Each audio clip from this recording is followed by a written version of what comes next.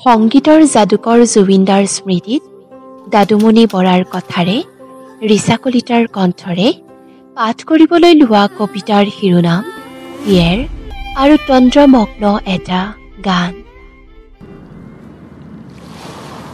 সাগৰৰ দৰে অজস্ৰ নিমখীয়া চকু, তেওঁ জুইফুল হৈ ফুলিছে।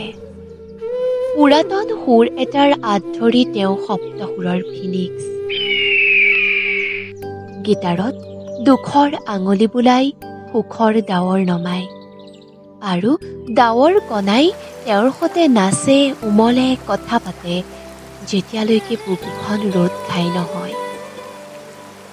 জেবিৰ পৰা বি বৰুৱালৈ, লুইতৰ পৰা কলঙলৈ, অথবা মাটিৰ পৰা আকাশলৈ, নদীৰ পৰা সাগৰলৈ তেওঁ এক দুৰন্ত দূৰক।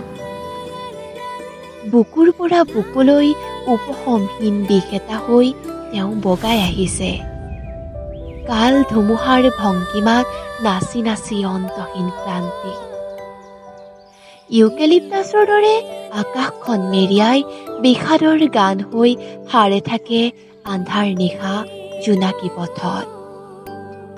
যাৰ উশাহত সাৰ পাই অজস্ৰ পক্ষীৰ কাকলি, যাৰ খোজত হাঁহি সৰে মাটি আৰু পথাৰৰ, চকুৰ নিমখীয়াবোৰত তেওঁ এতিয়া তন্দ্ৰমগ্ন গান।